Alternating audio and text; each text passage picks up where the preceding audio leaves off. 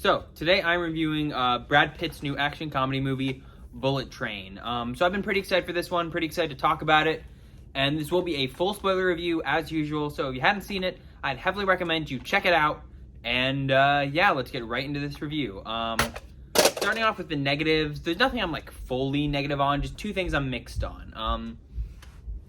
First off was the thing with the cast was characters like the Wolf played by Bad Bunny and the Hornet played by Zazie Beetz. They entered, they had a fight scene, and they died. And it just felt like they were characters who were very heavily in the marketing, but like they were barely in the movie. Like they showed up for like 5 minutes, died, that was it. So I wish they had appeared in it more. And another thing is like the plot. I feel like the plot's pretty good, but it gets kind of convoluted at certain points, especially near the middle where it's like, oh, what's going on? Who knows what? When it all comes together well in the end, overall, there are definitely some points where it's like, okay, this is very coincidental, even though that does get fixed by the end. But on to the pros. First off, the cast is just fantastic. The real standouts are, of course, Brian Tyree Henry and Aaron Taylor Johnson as Lemon and Tangerine. They have a great dynamic, some fun back and forth. I love how Tangerine's kind of more the straight man, but like they still very much care about each other. And I like that Lemon, like his whole thing with Thomas the Tank Engine is really good, and I like how they're actually distraught by each other's deaths.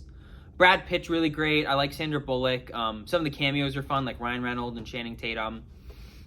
And of course, other cast members like Joey King, Michael Shannon, and so many else. They did such a great job. This movie also has a very great sense of style that I think really works. I think one scene that's a great example of this is like, so Lemon and Ladybug were talking about how Ladybug killed someone, but they're thinking about different people. And the way the camera zooms to the different people, depending on who's talking about it, is actually very interesting, very stylistic.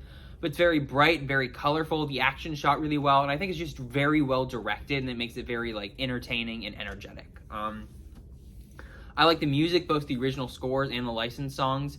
And I just like the fact that the whole movie was like set in Japan. I think that makes for a unique setting, unique culture. And it's just a fun concept. A bunch of assassins played by celebrities on this fast-moving train on its way towards this like high-profile target. And I actually kind of like the plot twist at the end. Like they're all on this train because they've all wronged the White Death in some way or another. I thought that was pretty entertaining. But then things kind of start to go awry when his daughter shows up. So that was all very interesting.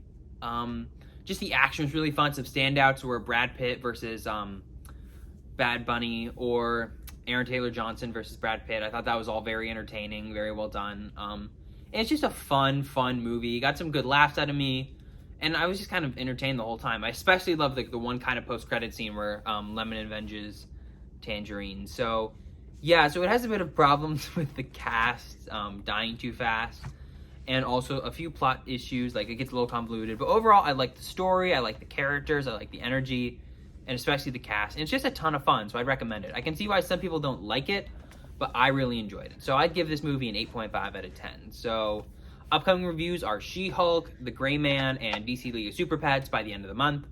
So yeah, I hope you guys like the video, and I'll see you all real soon. Bye-bye.